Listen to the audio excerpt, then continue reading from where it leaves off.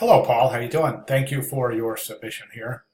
So John Bardeen invented the transistor. I believe that is correct. Yeah, invented the transistor. That's good. Okay, so I'm looking at your submission here, and the one thing I'm not seeing is, let me see. Yeah, we need the bio information, the biographical information that you're going to include in your poster. So that definitely needs to be included. Also, well, you've got your timeline entries right here, including the year and the event. So that's fantastic. So what we need are a couple of things. So father of modern electronics, that's good. John Bardeen, front of the poster, John Bardeen, father of modern electronics. Now, if we jump over to the requirements for the assignment, and let me see, I've got a bunch of windows open here. This is, hang on once, here it is. Okay, so let's look at the milestones. Week 5. So researcher laureate provide their name, biography, paragraphs. So we need the biography paragraphs. You need to include those. Also, we need to look at the photo that you're considering using for the back of the poster, the dates and the events of your timeline, which you have. So we need those other elements, okay? Thumbnail sketches. We've got some good sketches here, but we've only got one example, well, 2 examples. So I'd like to see some more sketches.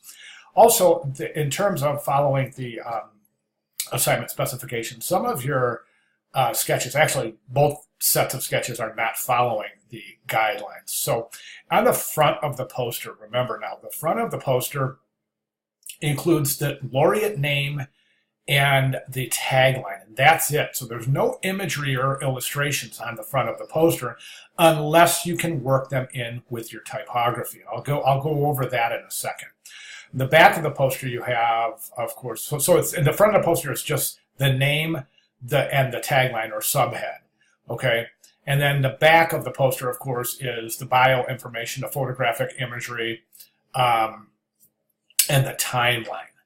Okay, though, so 5-color limited color palette, which I think should be plenty, especially if you take a look at the examples, which are actually in this. So these examples here, as well as the examples below. So yeah, limited color palette, I don't think it's going to be restrictive at all. So remember that limited color palette. Okay, now if you want to use a full color image for the laureate, that's fine. Just remember the rest of the poster is a max of 5 colors.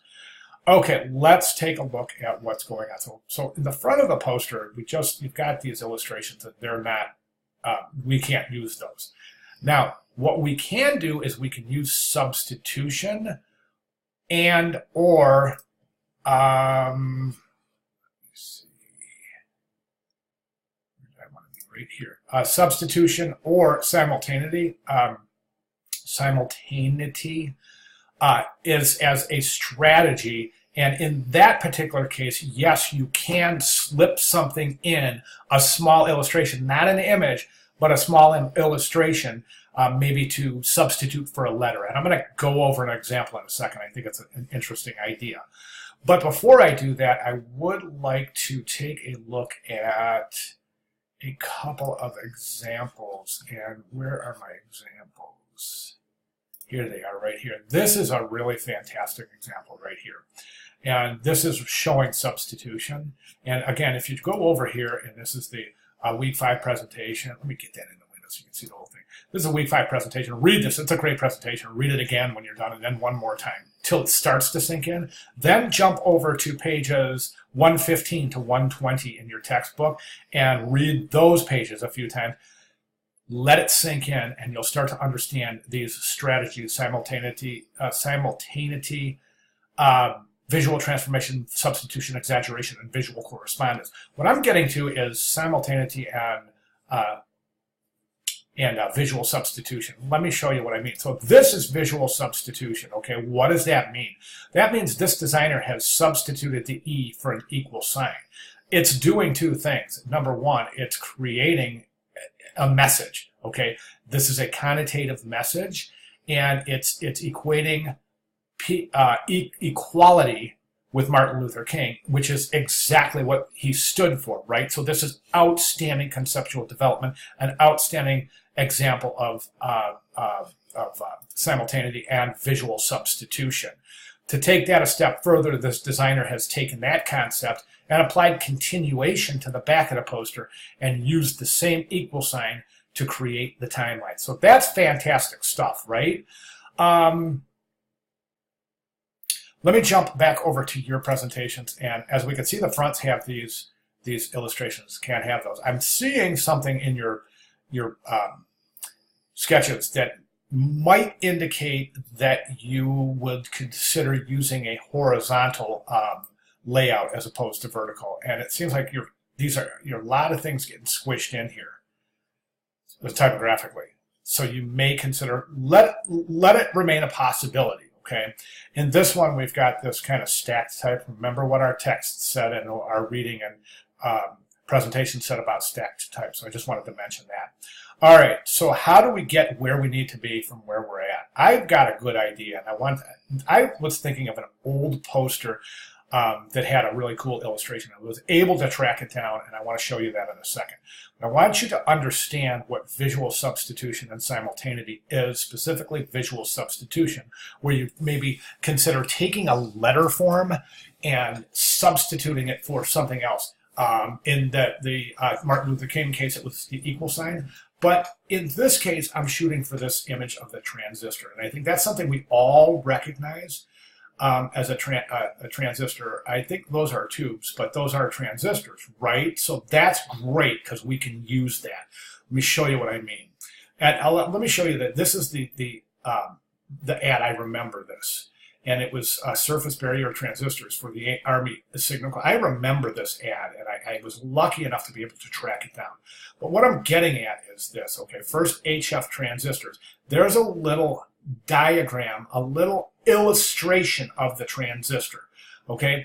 We can take that illustration or a illustration of a transistor and maybe substitute it in for the O in John.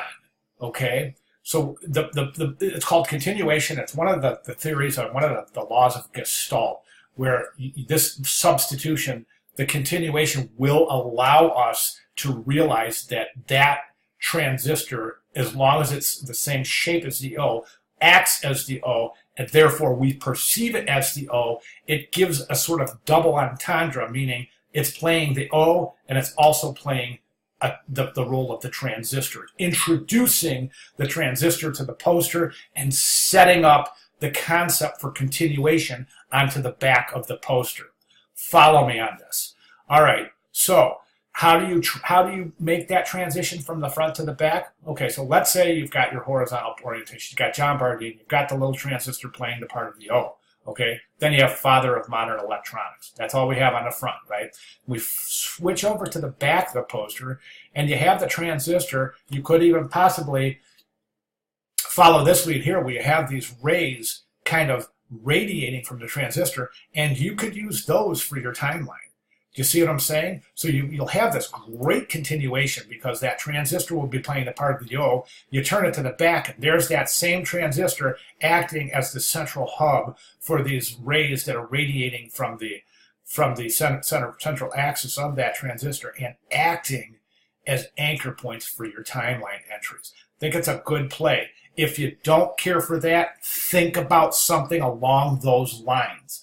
Okay, and that's how you're going to create this wonderful connotative meaning and communication by adding a substitution of an image, or in this case an illustration for one of the letter forms, and then continuing that on the back of the poster to create harmony between the front and the back of the poster and create a very unique and powerful visual and verbal message, or textual message.